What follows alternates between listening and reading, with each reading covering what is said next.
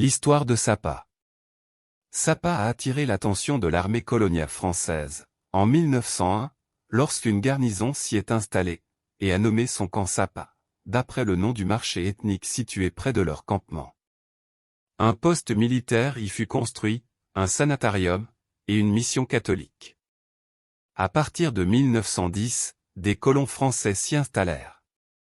En raison de sa situation géographique et de son climat de montagne, Sapa devint rapidement une station climatique courue par les coloniaux français résidant dans les grandes villes, fuyant les chaleurs et la mousson de l'ancienne Indochine.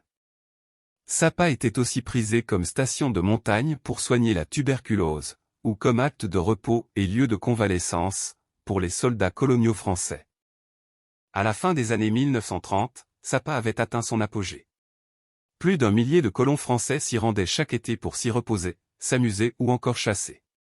Jusqu'au milieu des années 40, Sapa restera la station de montagne la plus à la mode de la société coloniale française. En février 1947, le Viet Minh communiste attaque Sapa et détruit les installations militaires et une partie des hôtels ainsi que les villas des colons français. En mars 1949, les troupes françaises quittent définitivement Sapa. En mars 1952, l'état-major français ordonne à l'armée de bombarder la ville, alors occupée par les troupes nord-vietnamiennes.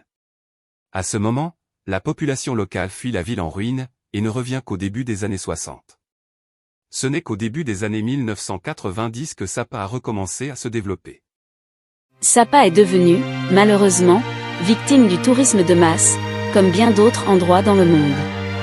Jadis, Sapa est né comme une station de villégiature et thérapeutique pour les colons français qui s'y rendaient, pour échapper à la chaleur insupportable des plaines vietnamiennes. Redécouverte au début des années 1990, Sapa est vite devenu l'un des points de mire pour les promoteurs touristiques et hôteliers.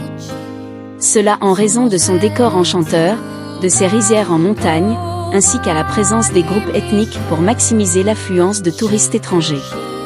Malheureusement, comme dans bien d'autres endroits dans le monde, le boom immobilier et touristique bouleversèrent la vie des minorités ethniques. Une partie de leurs terres ancestrales furent acquises par des spéculateurs peu soucieux de leur environnement séculaire et traditionnel.